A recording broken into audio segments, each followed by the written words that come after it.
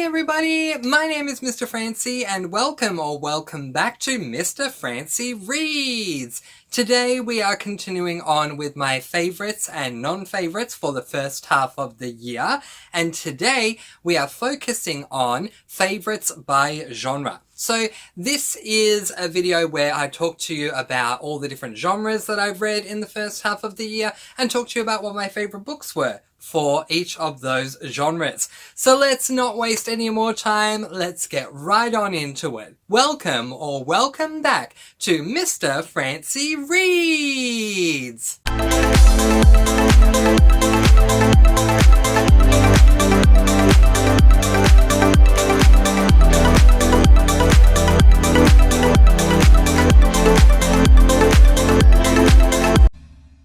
Yes, hello and welcome back to Mr. Francy Reads. I'm so honoured that you've chosen to join me today. Let's get right on in, shall we? Don't have a lot of time to do this, so let's begin.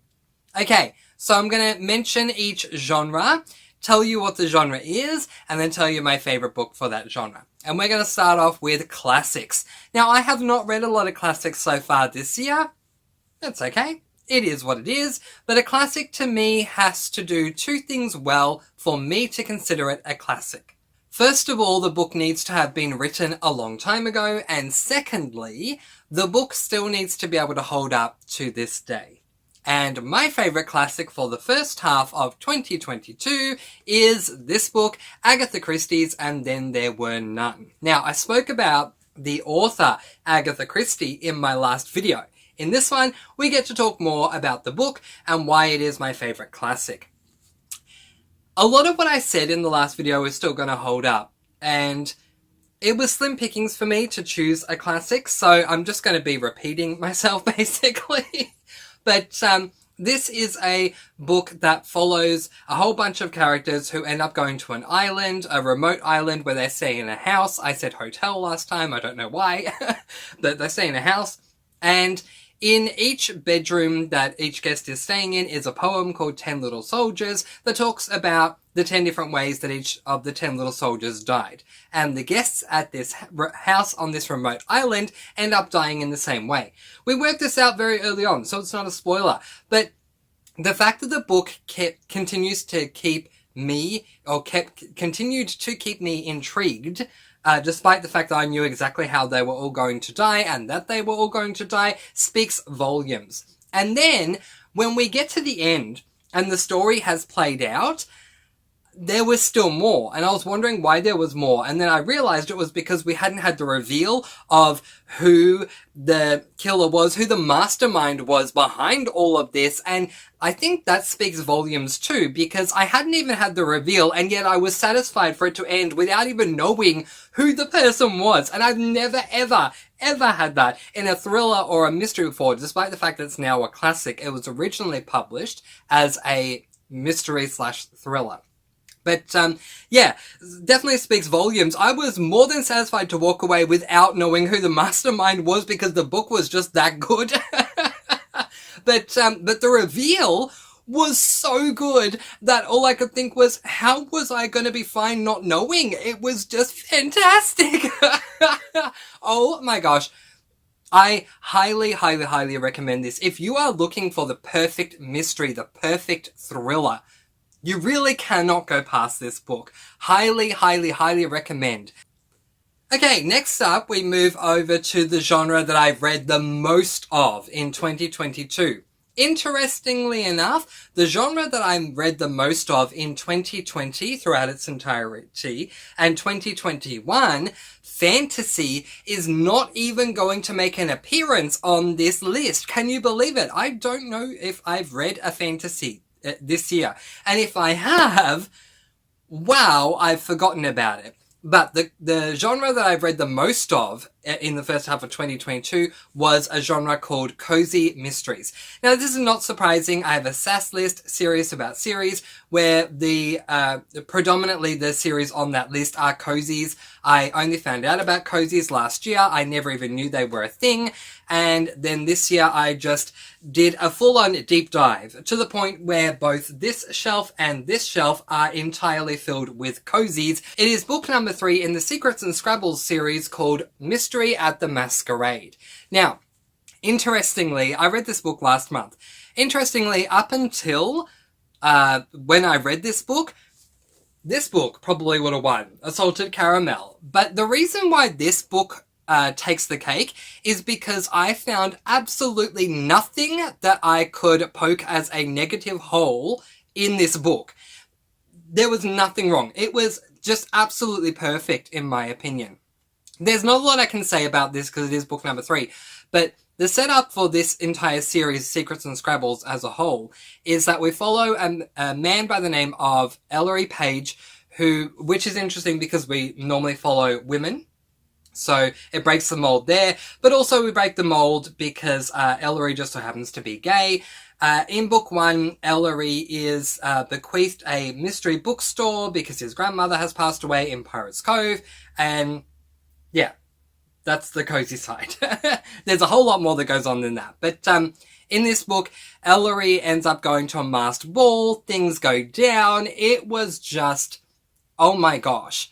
50% cozy, 50% mystery. The cozy side was amazing. The mystery side was amazing.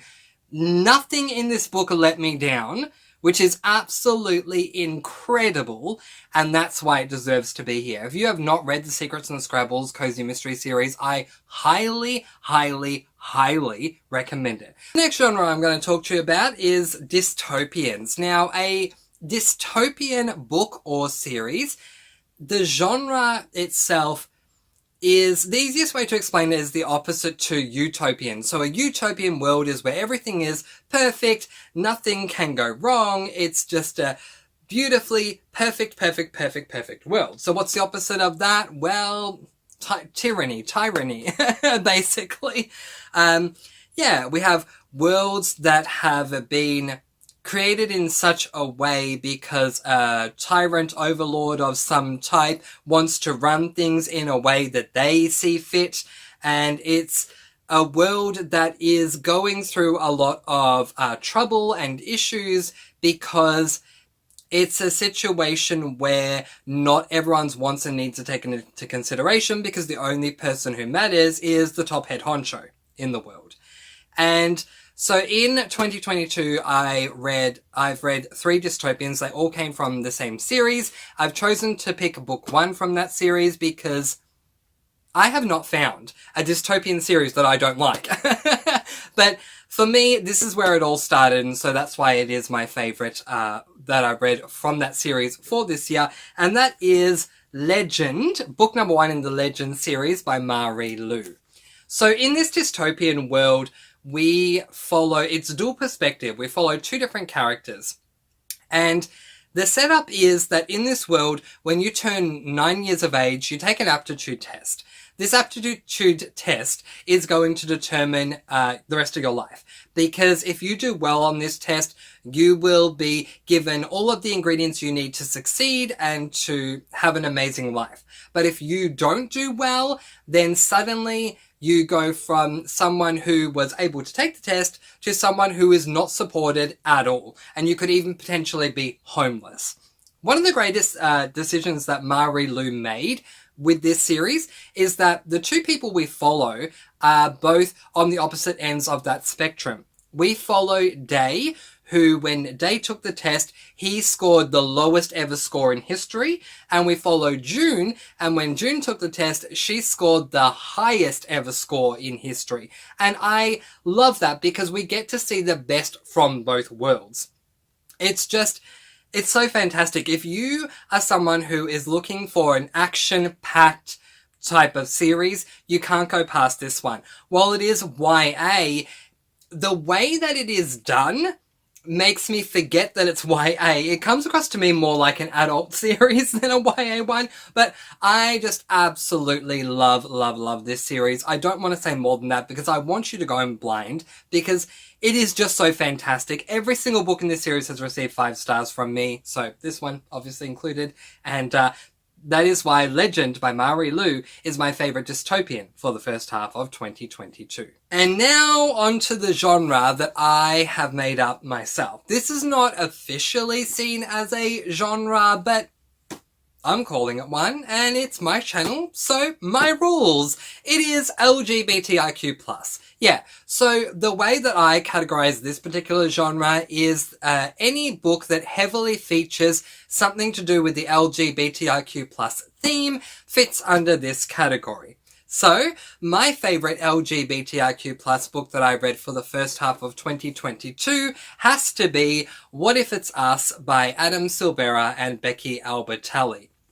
This book has a very interesting backstory with me. So, I think it was last year, I purchased this book because Adam Silvera's name is attached to it, and I had fallen in love with Adam Silvera over the years, having read a number of his LGBTIQ+ works that I absolutely loved. I read all 3 of the ones that he'd written so far.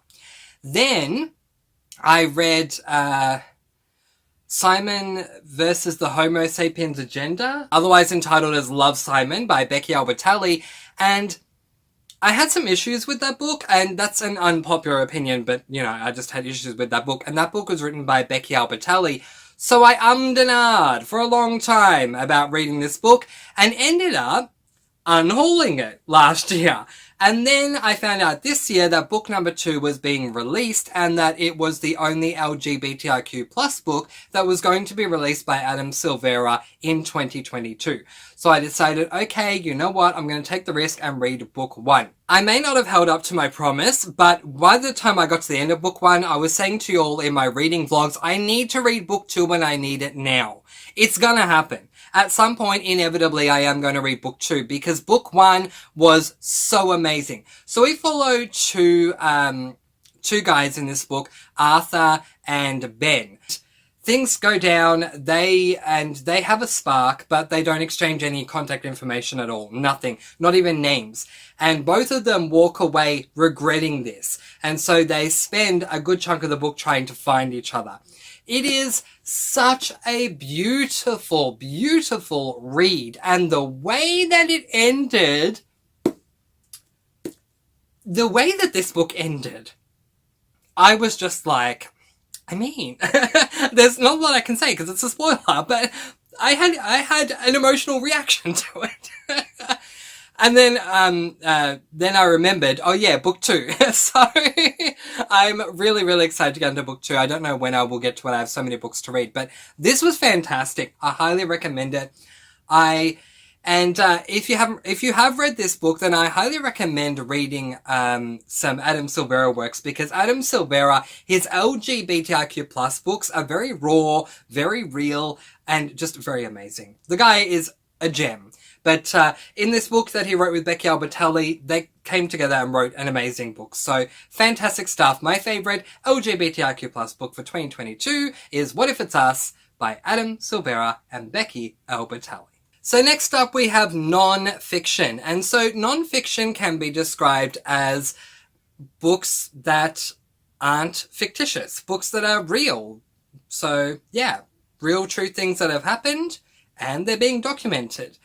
Most of the time when it comes to non-fictions, for me, I enjoy reading memoirs, so unsurprisingly, my favourite non-fiction book for 2022 was a memoir, and I read it last month. I don't own the physical copy as of yet, but I am planning on getting it very soon, so I'll put it up on the screen. It is this book, Unbreakable by Jelena Dokic. So, for those of you who don't know, long story short, Jelena Dokic is a former tennis player who made it to number 5 in the world.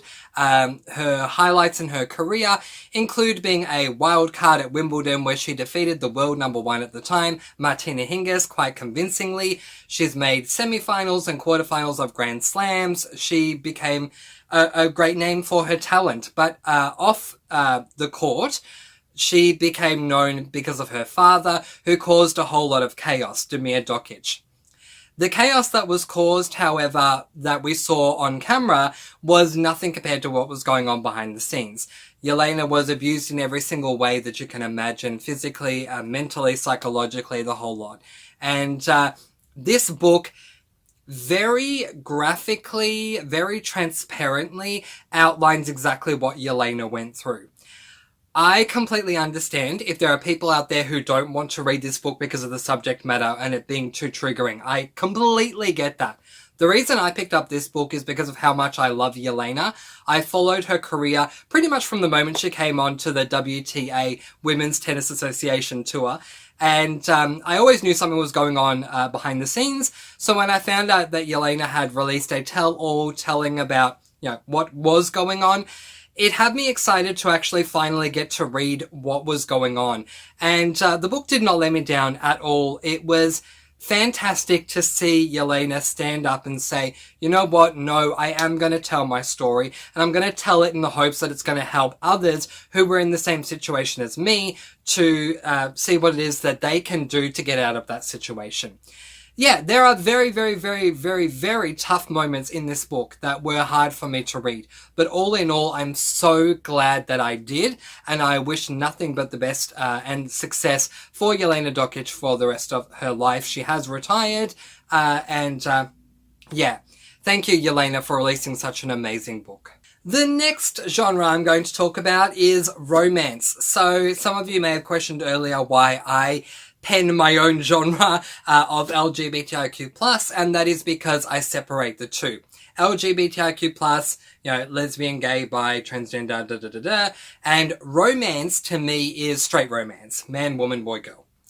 So romance, it's what you imagine a romance is. Two people meet, they fall in love, and it's a journey exploring their love and their relationship and stuff like that. Anyway, I haven't read many romances this year, but one that I did read that I did enjoy was this book, Listen to Your Heart by Casey West. I read P.S. I Like You by Casey West last year and have fallen in love with her as a romance author. This is YA romance, and it follows a girl who knows exactly what she wants to do in life at the beginning of the book, but her parents want her to experience different things, just to get more experience in different areas so she can make a more well-rounded decision on what she wants to do. She's a high schooler. So in her spare time, she is doing a podcast class where they do a weekly podcast every week and you get extra credit for doing the course. She ends up being selected to be an on-air presenter, and she's very nervous because she's very much an introvert, but it teaches her a lot. And there are a lot of different things that go on in this book that I loved. There's even 2 mini mysteries, at least I saw them as mysteries, because there were things that went unanswered that I was going, okay, we need a reveal for this, and we got one towards the end of the book, or we got the reveals for both towards the end of the book, but yeah, I love this. If you are looking for nice, simple, easy, and yet fun, and yet lessons learned type of romance books, then you can't go past Casey West. She's just absolutely incredible, and I don't regret reading it for one moment. It was fantastic. And the final genre that I want to talk to you about today is paranormal. So while I have not read, at least in memory, any fantasies this year, I have read a couple of paranormal books to help me close out a series that I began last year. And paranormal, what the difference between fantasy and paranormal is that paranormal is more about ghosts or vampires, books where there's more going on than meets the eye, but it's not necessarily about magic. Fantasy is more about magic, where paranormal is more about paranormal beings who don't necessarily use magic per se, but they do have abilities. Okay, so anyway, my favorite paranormal for 2022, without a shadow of a doubt, has to be Breaking Dawn by Stephanie Meyer. This is book number 4 in the Twilight series, and what an emotional ride this book was for me, because by the time I got to this book, I had mixed feelings. I was so happy to get back to the series and to read the next book, but also I was mindful it was the last book in the series, so that had me, very emotional. And the book had me extremely emotional, and by the time we got to the end, I was crying, and I mean, there's just so much to say. I also ended up watching the movies after I read, not every book, but with Breaking Dawn I did. And I did not like the film Breaking Dawn Part 1 at all. And if you know me, you know that, because, I had so many issues. But Breaking Dawn Part 2, I did love that movie, and just this book was just fantastic. It was a great way to end the series, and I suffered a massive hangover when I finished this book. So if you have not read the Twilight series, I do highly recommend it. I know a lot of people choose not to read the series because of certain things that people have said, but honestly, in my opinion, if you love paranormal series, I say give it a go, because the world building that Stephanie Meyer produces, oh my gosh, it is incredible. So, Breaking Dawn is my favorite paranormal for the first half of 2022. But that is it. Those are all of my favorites by genre. It's interesting, I had a heck of a lot more last year because I was a whole lot more diverse last year, and I think this year I've been more bogged down in cozy mysteries than anything else. But I'm glad that I did read a number of other genres so I could show you some other different books there. But what were your favorite books by genre for the first half of 2022? Let me know in the comments section below. But in the meantime, that is where I am going to leave it. There will be more favorites and non-favorites for the first half of the year coming your way very soon. But in the meantime, I'm going to let you all go with peace, blessings, and so much love. Please do be kind and love one another and spread your sparkling energy all throughout the world. And until next time, say it with me, happy reading! Bye everyone!